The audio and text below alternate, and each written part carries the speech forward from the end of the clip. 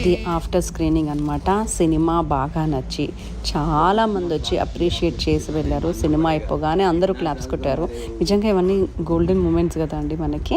ఆయనకైతే సినిమా విపరీతంగా నచ్చేసిందంట. ఇప్పుడు మాట్లాడుతున్న ఆయనకి ఇలాంటి సినిమాలు రావాలి తెలుగులో, మన హైదరాబాద్ చరిత్ర తెలుసుకోవడం చాలా చాలా బాగుంది అంటున్నారు. పెళ్ళికి కూడా సూట్ వేసుకోలేదు. ఫస్ట్ టైం ఆయనకు అవార్డు వచ్చినప్పుడు మాత్రం సూట్ వేసుకున్నాడు ఆయన.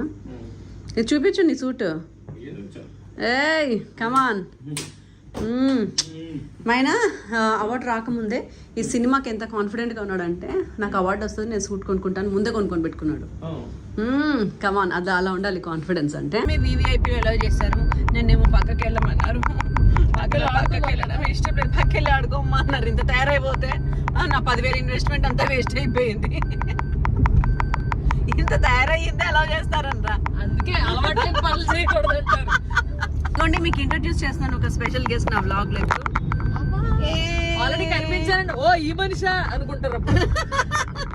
గోవాలో నేనేం చేస్తున్నాను ఈ గెటప్ లో అనుకుంటున్నారా? అది మాల్లో గోవా వచ్చిన అద్భుతమైన సారీ క్యాసినోల్లో అట్లో ఏదో పూజలు చేస్తారంట, పూజారు అని అడిగారు. Divine mode just like Easter and Ramzan. I'm on a Diksha అని చెప్పారు. He is testing himself అన్నమాట. మాల వేసుకొని గోవాకి వచ్చినా కంట్రోల్ చేసుకోగలమా లేదా అని టెస్ట్ చేస్తున్నాడు.